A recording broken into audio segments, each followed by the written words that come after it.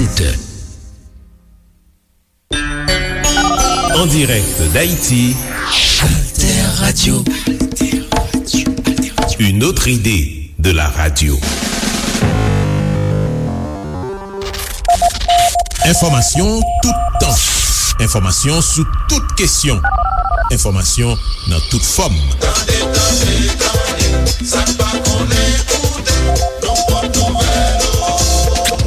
Information l'ennui pour la journée sous Alter Radio 106.1. Information ou n'al pi loin. Koumanouye. Merci pou tè trois côtés. Magazine qui fait un coup de flash. Coup de flash sous sa qui a passé dans le monde. Événement. Qui rentrait la caille non. Bienvenue dans magazine événement sous Alter Radio 106.1 FM, alterradio.org avec diverses plateformes internet. Magazine événement toujours traité actualité internationale dans chaque semaine pour aider auditeurs et auditrices nous bien comprendre ce qui a passé sous scène internationale. Jeudi, c'est moment pour nous tourner sous aucun événement qui marquait la vie politique et sociale là dans les États-Unis. 6 janvier 2021, le foule entré dans le Capitole, dans le Parlement américain, yo crasé, brisé après président américain Donald Trump fin encouragé au marché aller dans le Capitole là.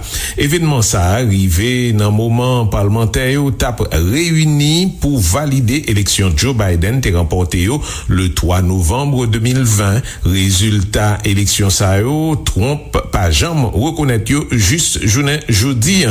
Ça crivé c'est un gros soufflette pour démocratie américaine et pour démocratie occidentale en général.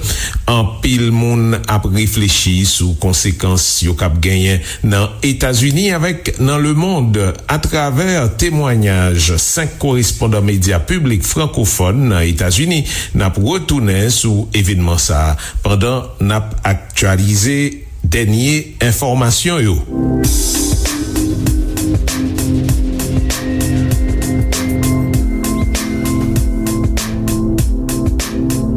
Our democracy is under unprecedented assault. This is not dissent, it's disorder. It's chaos. We had an election that was stolen from us, and everyone knows it, but you have to go home now.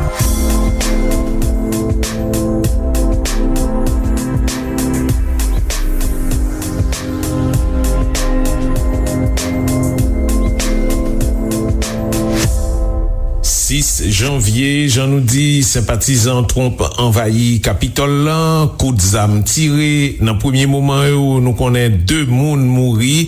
Après ça, information évolué. Bilan jeudi, c'est au moins 5 morts. En pile dégâts dans l'espace-là qui représentait plus gros symbole démocratie dans les États-Unis.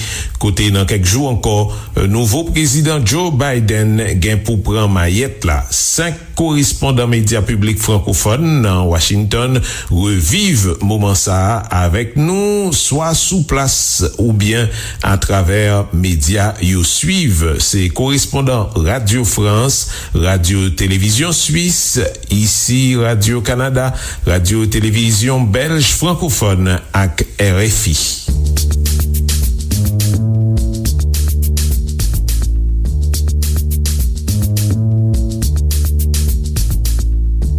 Mercredi, fin de matinée, tout près d'ici, sur le Mall, à quoi ? Moins d'1 kilomètre, 800 mètres peut-être à peu près. Il y a Donald Trump qui organise un meeting réunissant plusieurs milliers de ses partisans. La marche a été baptisée Save America, sauver l'Amérique. Les deux, Raphaël, vous êtes sur place à ce meeting. Ouais, et c'était assez impressionnant d'ailleurs de voir le nombre de partisans du président qui avaient répondu à son invitation, qui était au pied du monument de Washington. Tous les gens à qui on parle, je suppose que c'est le cas pour vous, sont convaincus qu'il y a eu fraude électorale, comme le clame le président, et ce, malgré des dizaines de revers en justice. Et beaucoup de gens aussi, comme cette citoyenne américaine qui est aussi canadienne que j'ai rencontrée, mettent la pression sur le vice-président Mike Pence, qui doit plus tard dans la journée authentifier la victoire de Joe Biden. Absolument Trump qui a gagné l'élection. Ça se peut qu'aujourd'hui, ça sera pas finalisé, mais c'est sûr que Trump a gagné l'élection. Mike Pence n'est pas sur le côté des républicains, de la liberté pour le peuple. Donc beaucoup de monde depuis le matin, les gens arrivent et affluent comme ça devant la Maison Blanche. Il y a des drapeaux, vraiment une foule très impressionnante, Raphaël. Hein. Oui, des gens qui sont venus entendre les plus fidèles des adjoints, des collaborateurs de Donald Trump, parmi eux évidemment Rudy Giuliani, son avocat personnel, qui a appelé à un duel judiciaire, combat by trial, le fils de Donald Trump, Don Jr., et le président Trump lui-même, qui a appelé ses partisans à marcher vers le Capitole. We're going to walk down anyone you want, but I think right here we're going to walk down to the Capitol. Et là, on voit vraiment la foule de partisans de Donald Trump qui partent de la Maison-Blanche en direction du Congrès. Il y a plein de monde. En ce moment, je suis en train de faire des directs radio. J'ai des problèmes de réseau. Il y a tellement de monde autour de nous. Et cette foule immense qui prend d'assaut comme ça, gentiment, en marchant, mais qui se rapproche du Congrès, du Capitole américain. Et d'ailleurs, Raphaël, c'était un peu comme dans les matchs de basket ou de football américain. C'est-à-dire que ces gens n'ont même pas attendu la fin du discours de Trump pour commencer à marcher vers le Capitole. Et moi aussi, j'ai commencé à marcher avec eux en me disant, c'est quand même impressionnant. Il y a d'un seul coup des milliers de personnes qui quittent le meeting et qui prennent la direction du Capitole un peu plus loin.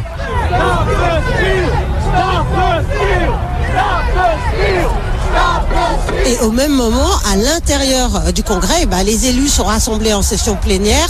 La certification du vote des grands électeurs commence. Ted Cruz, le sénateur républicain du Texas, émet sa première objection sur l'Arizona et les élus se retirent dans leurs chambres respectives pour commencer à débattre. Là, on est en tout début d'après-midi, il est 13h et quelques. Et les esprits commencent à s'échauffer devant le Capitole. Ouais, et là, moi, je me trouve juste devant le Capitole.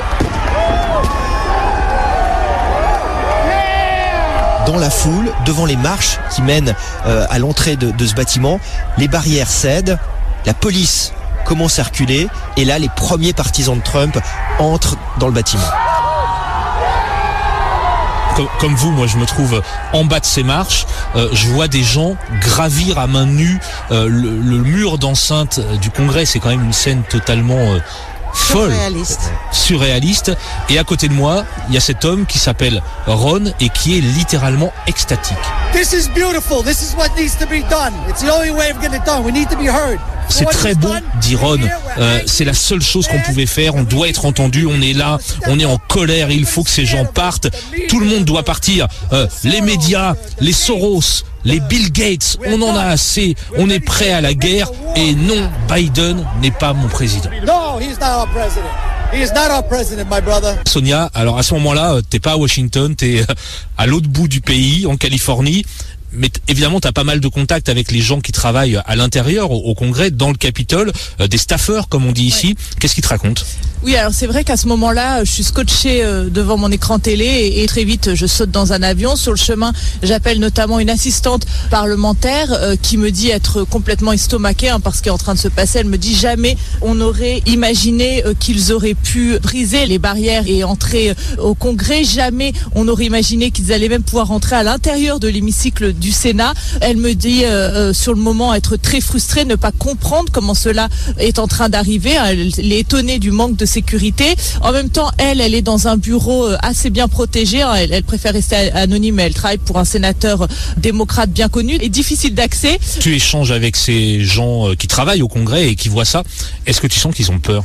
Oui, je sens qu'ils ont peur. D'ailleurs, ils m'ont raconté, on a vu ensuite sur des images, des photos, qu'il y avait des gens qui se sont cachés sous les bureaux, dans l'hémicycle du Sénat, sous les chaises. Enfin, c'était vraiment très impressionnant. Et certains disent avoir cru mourir. Certains ont même appelé leur famille, leurs proches pour dire au revoir. Donc c'est quand même assez extraordinaire. Et je vois ces images, mais insensées, ces agents de sécurité, bras tendus, armes au poing, qui défendent l'entrée de l'hémicycle au Sénat, ces élus dont tu parlais allongés sur le sol, ou encore ce partisan de Donald Trump, les pieds sur le bureau de Pelosi, ces militants juchés sur le piédestal de statue dans une salle où d'ordinaire un policier du Capitole vous interpelle quand vous parlez un peu fort. Comme tout le monde à Washington, j'étais sidérée. Moi j'étais parti pour couvrir un meeting de Trump devant la Maison Blanche. Tout s'est accéléré quand les gens sont arrivés et ont commencé à prendre d'assaut le Capitole. J'ai fait du son, beaucoup de son quand les gens sont entrés pour des reportages radio. J'ai même fait aussi un direct pour le JT de la RTBF. Ils cherchaient une certaine Sonia sans doute qui était dans un avion. Et ensuite nous aussi on est passé en émission spéciale un peu plus tard, Breaking News, et je suis rentré du côté de mon bureau un peu plus au nord de la ville et on entendait les sirènes, les convois de police qui traversaient Washington un peu partout. Et à un moment donné, en fin d'après-midi, on a vu des partisans de Trump débouler sur nos confrères et casser littéralement toutes les caméras. Ça a été assez violent, ça a duré quelques secondes, mais c'était quand même assez impressionnant. Il faut dire que Donald Trump, dans son discours, s'en est très vivement pris aux médias. Il les a accusés d'être les premiers responsables du vol de l'élection. Oui, et depuis longtemps, il qualifie les médias d'ennemis du peuple. Finalement, ça a duré ce chaos combien de temps à peu près ? Alors je crois que ça a duré environ 4 heures. Ensuite il y a eu l'annonce d'un couvre-feu qui a été instauré à partir de 18h. Et d'ailleurs il y a l'état d'urgence qui a aussi été annoncé et toujours en place jusqu'à l'investiture de Joe Biden, ce qui permet si besoin de rapidement pouvoir annoncer de nouveau un couvre-feu. L'évacuation du Capitole s'est achevée aussi juste après la diffusion d'une vidéo de Donald Trump qui très tardivement a demandé à ses partisans de quitter le bâtiment.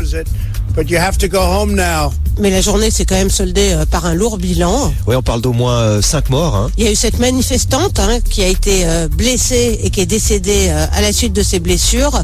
Une ancienne combattante d'Irak et d'Afghanistan, adepte de thèses conspirationnistes de QAnon. Et qui est venue exprès de Californie pour manifester. Il y a aussi ce policier dont on a appris la mort et qui lui aurait été frappé, selon les médias américains, par un émeutier avec un extincteur.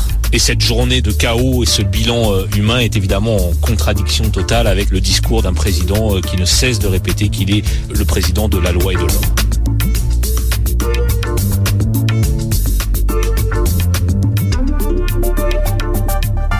Recherche qui fait sous réseaux sociaux américains yo avec nan quelques forums privés montré attaque Washington nan extrémistes yo t'a préparé depuis plusieurs semaines d'après information qui sorti sous LCI. Te gagné un tweet Donald Trump lui-même, te gagné plusieurs communiqués partisans yo qui circulait sous internet là. Manifestation Trump te mandé te paraît tant pour un prétexte. Objectif sympathisant extrémiste lio te partagé c'est marcher aller dans Capitole là fait une action violente pendant congrès a t'a réuni pour valider élection Biden. Yon élu local dans Ohio te déjà prévoit ça dans communication li te fait sur Facebook.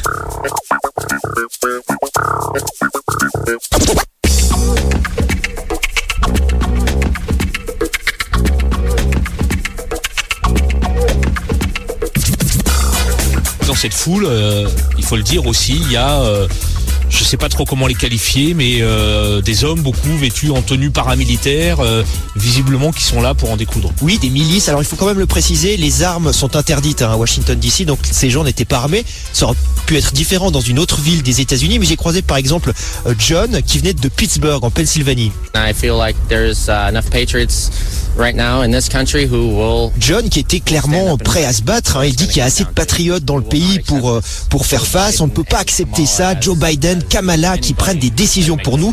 Il m'explique bien que des millions d'Américains ont des armes et le temps de la contestation pacifique est terminé. The time for peacefulness is over. Et pour ce qui est des gens qui sont entrés à l'intérieur du Capitole, vous savez que le FBI est à la recherche de ces individus, mais il y en a certains, à tout le moins, qui ont été identifiés par les médias parce que, bon, on a vu les images, les gens se sont filmés, donc on a vu, par exemple, des activistes pour le droit des armes, des adeptes des théories du complot comme QAnon également, que les médias ont identifiés, qui sont maintenant recherchés par les autorités. On parlait il y a peu des gens dits ordinaires. Moi, j'ai croisé au lendemain donc de ces événements Adrienne, une femme de 45 ans, métisse, venue exprès de Seattle sur la côte ouest pour manifester. Elle était aussi très étonnée de la façon dont les pro-Trump sont présentés. Et elle, comme beaucoup, eh bien, elle ressort. C'est une théorie du complot qui assure que ce ne sont pas des pro-Trump qui ont envahi le Capitole. Dressed up like Trump supporters and went in there and caused a ruckus. But literally we've been called domestic terrorists. Voilà, elle me dit, les gens qui étaient des patriotes comme nous sont restés en retrait. D'après nos sources d'information et non pas des médias libéraux, eh bien ce sont les Antifa qui se sont habillés comme des partisans de Donald Trump pour créer le chaos. On nous appelle terroristes domestiques, mais je ne comprends pas ce qu'il y a de mal à manifester pacifiquement. C'était magnifique, ce rassemblement magnifique. Oui, moi j'ai rencontré aussi Matthew, il était venu de Chicago. Alors, il n'est pas rentré dans le Capitole, mais il a réussi à se hisser sur une terrasse du Congrès. Lui aussi m'a parlé de ces Antifa déguisés en partisans de Donald Trump, et il m'a expliqué. That's what Antifa and those organizations do that stuff. The Trump people, we don't do that stuff. That's just how it is. Nous, on n'est pas des émeutiers, on ne fait pas ce genre de choses. Ce sont les Antifa. Ils nous ont infiltrés pour donner une mauvaise image de nous, dit-il. Ils savaient qu'on allait venir le 6 janvier. Et il n'y a pas que dans les rues que ces théories-là sont véhiculées. On a entendu des élus au Congrès, notamment Matt Gaetz de la Floride, parler aussi de cette infiltration non confirmée, doit-on le rappeler, non prouvée, d'Antifa dans les rangs des gens qui sont entrés dans le Capitole. Un discours qui a aussi été repris sur les chaînes de télévision conservatrices, Fox News et ses chaînes beaucoup plus à droite, OAN, dont on vous a déjà parlé dans ce podcast, dans ce balado. Alors qu'en réalité, on l'a bien vu sur les images, il y avait à l'intérieur du Capitole des gens non pas déguisés, mais parfois tatoués avec des messages clairement fascistes ou néo-nazis. Il y a quand même quelque chose que personnellement j'arrive pas à comprendre, c'est comment une foule, même nombreuse, même très énervée, même très remontée, peut comme ça pénétrer aussi facilement à l'intérieur du bâtiment le plus important et le plus symbolique de la capitale fédérale américaine. C'est une police du Capitole pas préparée, qui n'avait sans doute pas anticipé ces débordements. Une police qui tarde à appeler du renfort. Le chef de la police du Capitole a d'ailleurs démissionné. Et à sa décharge, quand même, il y a une multiplication de juridictions ici, à Washington. Il y a la ville, il y a les États voisins, il y a le niveau fédéral. C'est très compliqué pour les autorités. La maire de la ville de Washington, Muriel Bowser, a insisté sur le fait qu'elle n'avait même pas l'autorité pour envoyer l'armée ou la police de sa ville, car le Congrès, eh bien, c'est un bâtiment fédéral. We must also understand why the federal law enforcement response was much stronger at the protest over the summer than during yesterday's attack on Congress. La maire de Washington DC, la mairesse pour les Québécois, Muriel Bowser, qui s'étonne aussi du déploiement policier important lors de manifestations comme Black Lives Matter et du peu de sécurité quand il s'agit de partisans de Donald Trump qui prennent d'assaut le Congrès. Et cette comparaison avec le dispositif déployé pendant Black Lives Matter a été évoquée par Joe Biden, par Michelle Obama, par de nombreux élus qui ont dit si ça avait été des Noirs, en gros ils auraient été réprimés beaucoup plus brutalement, et c'est ce que m'a dit aussi Kaya, une étudiante de Washington que j'ai rencontrée au lendemain des émeutes devant le Congrès. I mean, it was really shocking how easy it was for them to get in. Never would have expected that. Et elle dit, moi j'ai été très choquée de voir avec quelle facilité ces manifestants sont entrés dans le Capitole, surtout, dit-elle, quand on compare avec ce qui s'est passé pendant ces manifestations de Black Lives Matter.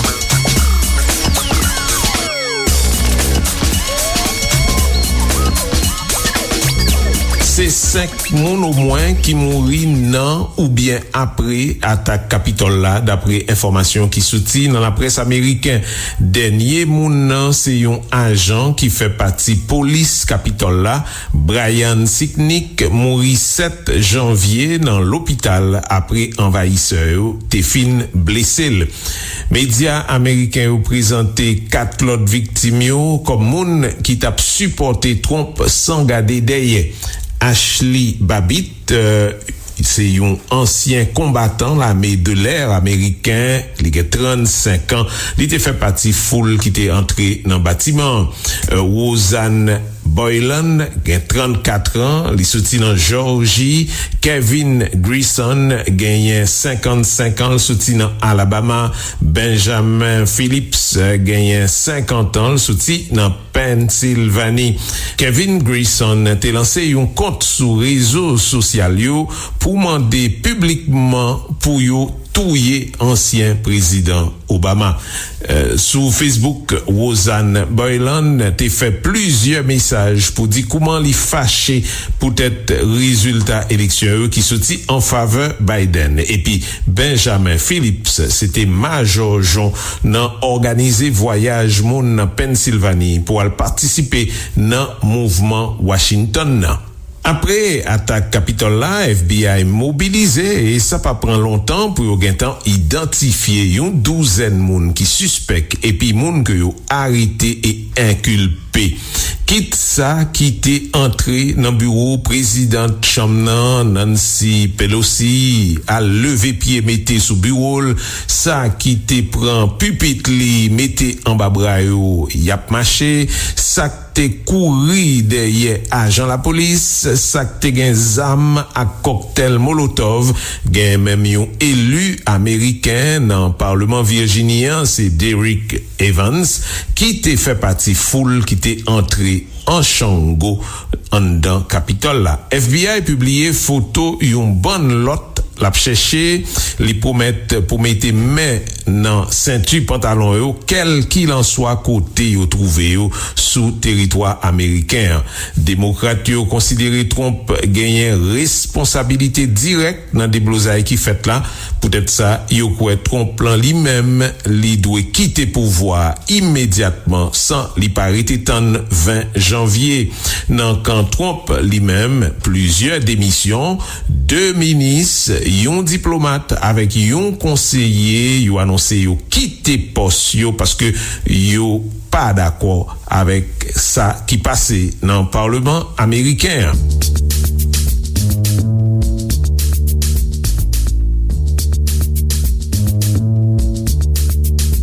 D'abord, est-ce que vous êtes d'accord pour dire que Trump a une part de responsabilité dans ce qui vient de se dérouler? Clairement, il a envoyé ses partisans au Congrès, il leur a dit « battez-vous, soyez forts ». Et ce que reprochent beaucoup d'élus à Donald Trump aussi, c'est d'avoir entretenu ces allégations selon lesquelles il y a eu fraude électorale et selon lesquelles Mike Pence avait le pouvoir de renverser la certification des résultats alors que dans les faits, il n'en avait pas du tout le pouvoir. Et au lendemain des émeutes, Trump, il a carrément changé de ton dans cette vidéo sur Twitter où pour la première fois, il a évoqué le scrutin sans parler de vol, sans parler de fraude massive, une forme de concession finalement puisqu'il reconnaît qu'une nouvelle administration va prendre le pouvoir le 20 janvier et puis il a fermement condamné les violences sur lesquelles il ne s'était pas exprimé la veille. Alors pourquoi ce changement de ton? C'est parce que Donald Trump est de plus en plus isolé au sein même de son parti et il est sous pression. Il y a notamment plusieurs démissions au sein de la Maison Blanche, des conseillers mais aussi au moins 2 ministres, la secrétaire d'État au transport et la ministre de l'Éducation. Donc il veut stopper en quelque sorte l'hémorragie. Dire également que les élus du Congrès ont clairement changé d'attitude depuis ces heures lorsqu'ils sont retournés au Capitole pour confirmer Joe Biden. Le plus symbolique peut-être c'est Lindsey Graham, vous savez, le sénateur de Caroline du Sud, ce fidèle de Donald Trump qui va souvent d'ailleurs faire du golf, voilà, avec le président. Enough is enough. Joe Biden and Kamala Harris. Trop, c'est trop. Ne comptez plus sur moi. Maintenant, il faut reconnaître Joe Biden comme président. Et quand Lindsey Graham abandonne Trump, ça en dit aussi beaucoup sur l'isolement politique de Donald Trump. Et puis un mot sur Mike Pence qui a finalement certifié ses résultats. Oui, Mike Pence qui est revenu au Sénat pour terminer cette procédure et confirmer la victoire de Joe Biden. Et d'ailleurs, Mike Pence avait dit avant même tous ces événements qui se sont déroulés au Capitole qu'il n'allait pas faire ce que Donald Trump lui demandait, c'est-à-dire renverser le résultat d'une élection démocratique. Que peut-il se passer maintenant? C'est une vraie question aussi. Beaucoup de choses. Beaucoup de choses sans doute. On a entendu pour la première fois un élu républicain, un représentant de l'Illinois, il s'appelle Adam Kinzinger, évoquer l'idée d'un recours au 25e amendement de la Constitution pour déclarer le président inapte.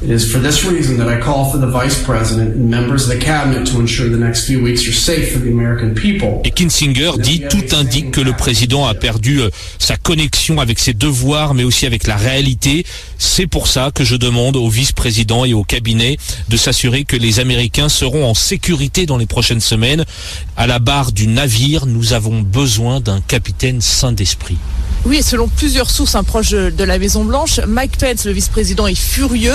Il a été vraiment maltraité par Donald Trump ces derniers jours, mais il n'aurait pas l'intention d'invoquer ce 25e amendement car il ne veut pas créer plus de division et de tension. Et ce qui se discute en ce moment même à l'intérieur des murs du Capitole, ce serait peut-être de repartir sur une nouvelle procédure d'impeachment. Les élus démocrates en sont en train de discuter pour, à moins de 2 semaines de la fin du mandat de Donald Trump, relancer une telle procédure. ce serait une humiliation suprême pour Donald Trump. Ce serait le premier président des États-Unis à subir 2 fois de suite une procédure de destitution. La première fois, c'était il y a 1 an, pile. Il y a plusieurs élus républicains qui, semble-t-il, seraient désormais prêts à voter sa destitution. On n'aura pas besoin d'un procès rapide. On était aux premières loges, aurait dit l'un d'entre eux. Ce qu'il faut savoir, c'est que la procédure peut se poursuivre au-delà du 20 janvier. Mais pour bien comprendre à quoi ça servirait, en fait. Au-delà du symbole, donc un président accusé par la Chambre 2 fois, si ce processus de destitution va jusqu'au bout avec une condamnation par le Sénat, eh bien, ça ferait en sorte que Donald Trump ne pourrait plus se présenter à une élection présidentielle, comme il l'espère, peut-être, on ne sait pas, le faire en 2024. En tout cas, l'image de ce président milliardaire restera écornée par ce qui vient de se passer, par les événements de ces derniers jours. J'ai envie de dire aussi presque l'image de la démocratie américaine. Ah oui, et d'ailleurs sur RFI, il y a eu beaucoup d'auditeurs africains qui l'ont souligné. Les États-Unis vont avoir du mal à faire la leçon désormais en matière de respect des normes démocratiques. Et ici à Washington, où la population vote à majorité démocrate, eh ben, le sentiment de honte que l'on percevait à chaque nouvelle transgression du président a atteint là des sommets. Ces images ont été difficiles à supporter pour beaucoup d'Américains qui sont tous très fiers de leur pays et souvent convaincus que c'est la plus grande, la plus belle démocratie au monde. Écoutez par exemple ce que me disait Megan, une étudiante que j'ai rencontrée à quelques pas d'ici. I was definitely shocked and it was just embarrassing to think that this could happen in a country like this. Megan dit c'est embarrassant de penser que ceci peut arriver dans notre pays, c'est troublant. Et elle ajoute, je vois pas comment notre pays pourra être perçu de manière légitime après cela.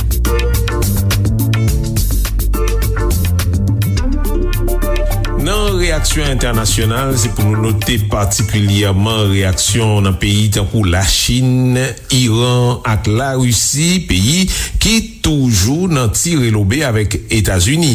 Yo reagi avek anpil fermete apre zak ki fet nan Kapitol la. Pekin pase Etasuni nan betize le yo fe sonje fason media Ameriken te pale sou bel spektak entre guillemets le manifestant nan Hong Kong ki sou kontrol la Chine te manifeste epi entre nan parlement lokal la.